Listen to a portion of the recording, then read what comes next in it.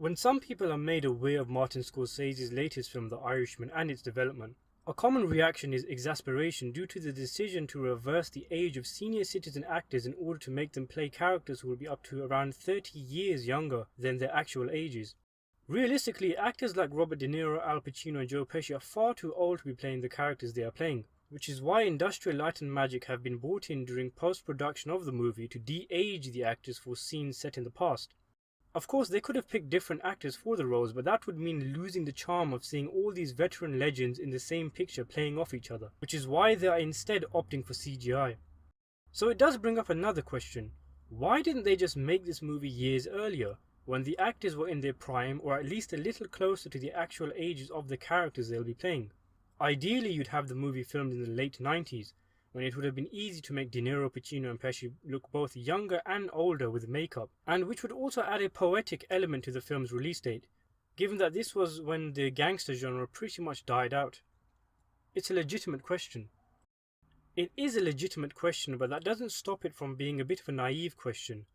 First of all, the book the movie is based on, I Heard You Paint Houses, was published in 2003, so of course that rules out the film being made any earlier than that.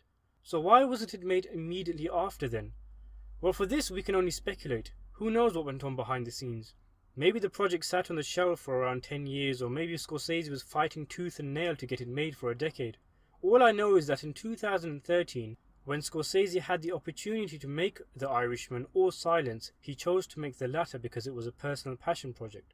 This is the only time I know of that the movie was intentionally held back, which sounds crazy when you consider that Silence could be made any time, but the swiftness of The Irishman's filming was crucial because of the age of the actors. They were moving further and further away from being age appropriate for their roles, and let's be honest, they were getting closer and closer to their deaths. One actor who I'm sure would have been in the film, Frank Vincent, actually died close to the start of The Irishman's filming start date. Maybe we would have seen Billy Batts and Tommy DeVito together again had Scorsese chosen The Irishman over Silence. Who knows? Robert De Niro mentioned the project in interviews several times over the past decade or so, explaining that the film is being planned very carefully. Seemingly then, a conscious decision was made not to rush the film into production. After all, it would take time to perfect a script based on such an expansive novel, and to find a shooting schedule to fit in so many different actors. Of course, we now know that there was great difficulty also in funding the project, with Scorsese eventually having to turn to streaming service Netflix to bring it to life. The reason for Hollywood studios' reluctance was due to the huge budget needed to de-age the actors in post-production. Looking at it from this angle, and providing the digital effects look good when the film does come out, it's probably a blessing then that the movie wasn't made until now, seeing as though if there's ever a time to get special effects like this done right, it's now. Even the revolutionary de-aging effects in The Curious Case of Benjamin Button look quite dated now. The technology has come a long way since. Think of what a $50 million studio-produced Irishman's de-aging CGI would have looked like in 2005 versus a $170 million budgeted mob flick in 2019 will look like. I think it's safe to say then that we don't yet know if it was a wise decision to delay the making of this film by a few years. If you as the filmmaker knew you were casting 60-year-olds in the roles of 40-year-olds back in 2007-ish, surely you try and get the film made as quickly as possible.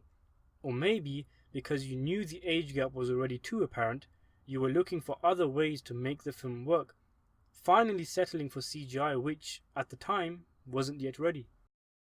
If the digital effects look good, we'll all be able to say it was a great decision not to produce the film until 2018. Because they were able to use state-of-the-art CGI technology and utilize the fact that Scorsese was given by Netflix an incredible amount of money to play with. And I can't think of any film studio that would be willing to spend almost $200 million on a mafia film. The film will look great, the legendary actors will all share a lot of screen time, and it will most likely be a critical success. If the digital effects are bad, however, it will have a huge impact on the film, and it will give cynics the opportunity to again ask the question, why didn't you just make the film earlier? But as suggested by this video, perhaps the tools were not available to Scorsese and co. back then to make the film, and a project as ambitious as The Irishman could only have been artistically and financially produced today. I remember when the film was first talked about years ago, sometime before the release of Shutter Island if I remember correctly. And back then I wanted to have the film to be released right now, at this very second. But who's to say if they chose to make it back then, the film would have gotten laughed at for having 60-year-olds in heavy makeup trying to look like 30-year-olds? Or if they went for digital de-aging, who's to say the effects wouldn't look horribly outdated today? Which they definitely would have. Maybe then the movie being promised and then disappearing, promised and then disappearing, until here we finally are 10 years later, with the film having wrapped filming, it might have actually turned out to be a good thing. Because it means today's CGI is as good as it's ever been, and that a new powerhouse, Netflix, has the cash needed to fund such a project. It all really depends on if the special effects being used to reverse the actors' ages, such a controversial decision within the film communities, will be up to scratch. And for that, we'll have to see when the movie is released in late 2019. Thanks for watching.